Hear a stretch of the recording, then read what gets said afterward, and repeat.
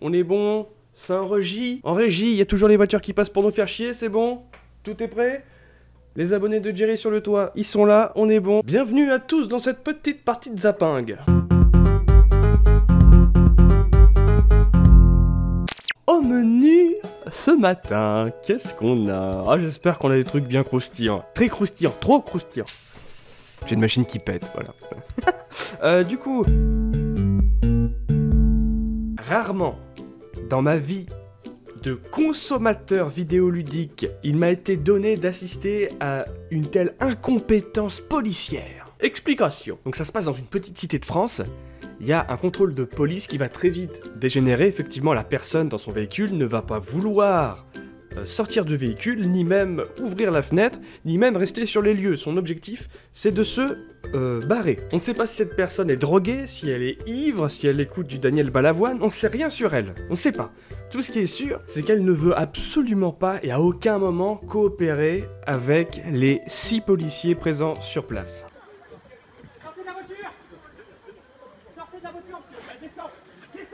Donc à ce moment-là, les 2 voitures de police présentes sur les lieux vont la prendre en sandwich, vont la coincer en sandwich, un sandwich triangle, 1,88 € avec un peu de d'émental. Pour des repas équilibrés, rapides et sans aucun complément cancérigène. Tu sens qu'ils font bien tout ce qu'il faut faire pour rassurer cette personne.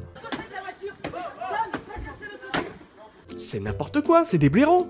On voit bien là 6 personnes qui ont une seule idée en tête, c'est faire joujou avec leurs jouets et rien d'autre. Je vais me tirer pour la première fois avec mon jouet.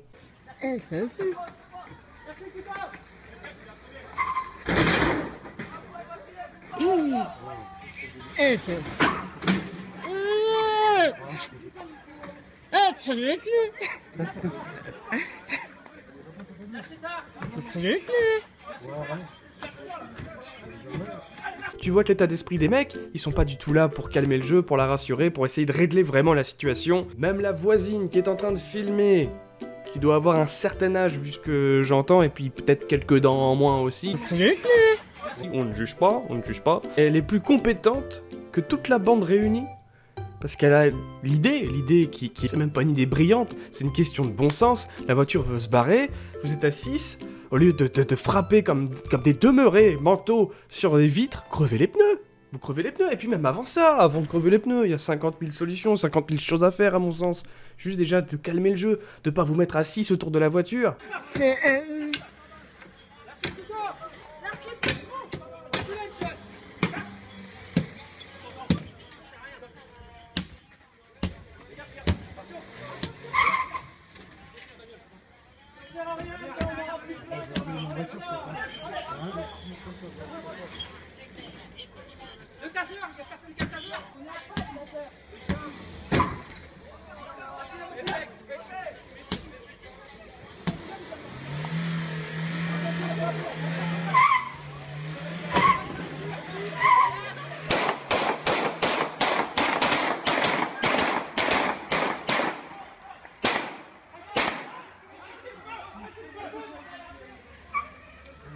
Donc maintenant, je suis bien d'accord que si la personne est un danger pour elle et pour les autres quand elle est au volant, effectivement, faut arrêter cette personne rapidement.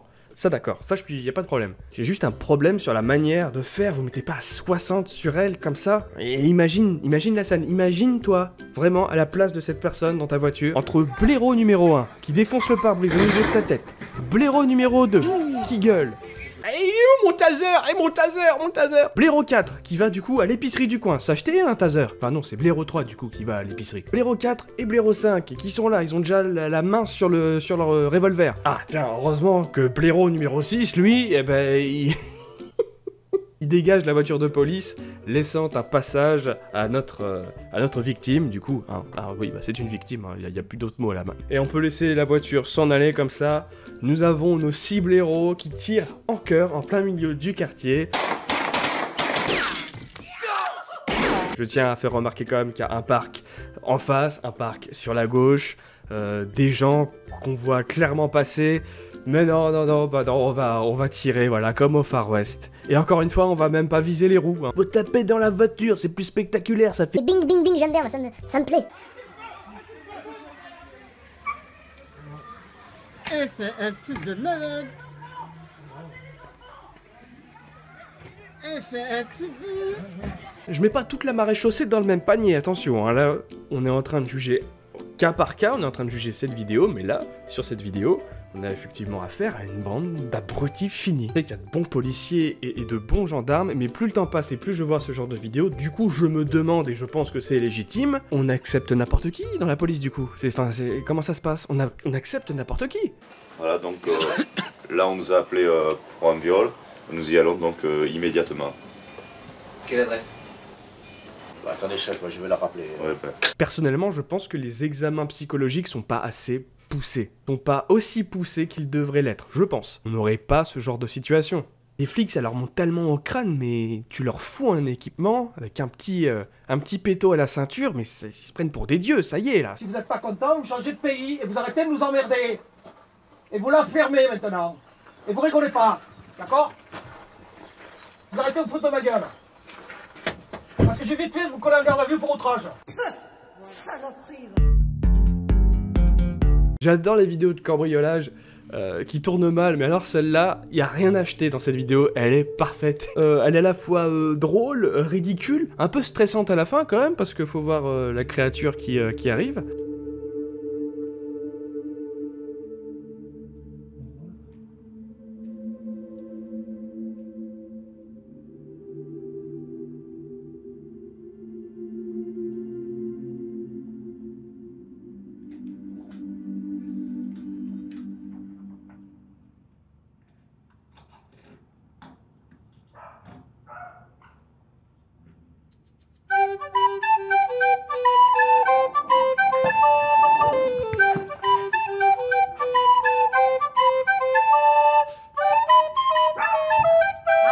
Voilà, y a rien qui est acheté, quoi. Le mec, il arrive tranquillou bilou, on dirait limite qu'il est en tongs, tu sais. On dirait qu'en fait, on est sur une caméra de surveillance d'un camping la nuit, et que le mec, il se balade dans le camping. Tranquille.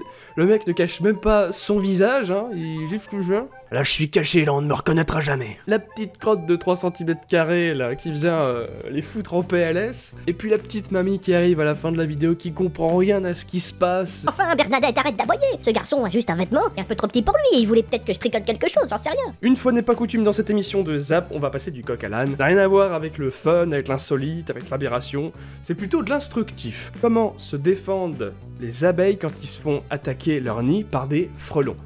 On s'est tous posé cette question un jour, un matin, on se lève, tiens, les frelons, les abeilles, comment... Ouais, vous êtes jamais posé la question, sérieux? Toi qui t'es jamais posé la question, dis-toi qu'une abeille, elle peut piquer une seule fois, car cet effort, eh ben ça la tue. Une abeille, c'est la puissance de feu d'une mouche, terroriste, kamikaze, j'en sais rien, mais d'une mouche qui peut tirer qu'une seule fois, quoi. Comme s'il y avait une ceinture et qui se faisait sauter, voilà.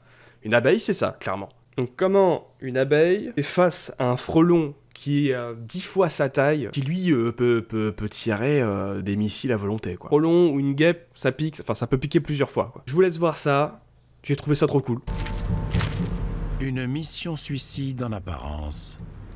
Mais les abeilles sont programmées pour défendre la colonie au mépris de leur vie.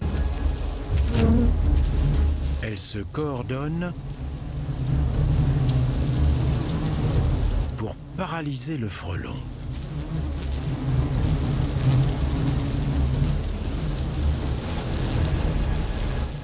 L'ensemble forme une boule. Les abeilles se mettent ensuite à vibrer. Le cœur de la boule atteint alors une température que le frelon ne peut supporter. Il est littéralement cuit. Plutôt cool, hein? Pour finir ce zap, une petite compilation de vidéos que j'ai trouvé marrante, oui et non, ça a retenu pour des raisons diverses et variées mon attention. Je vous laisse regarder ça, ça terminera le zap de ce dimanche tranquillou bilou, et puis moi, je vous dis à très bientôt. Peu importe sur quel format, je vous dis à très bientôt.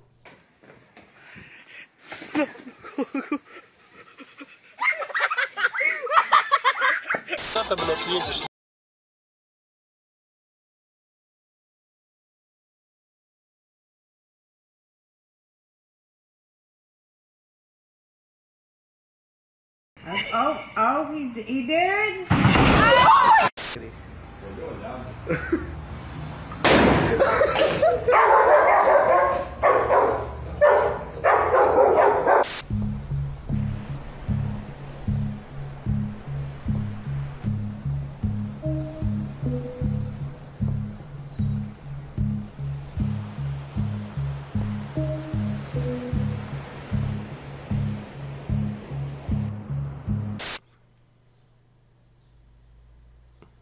Ah bah ils partent pas du coup, ils partent pas. Ils partent pas. On se retrouve sur Twitch.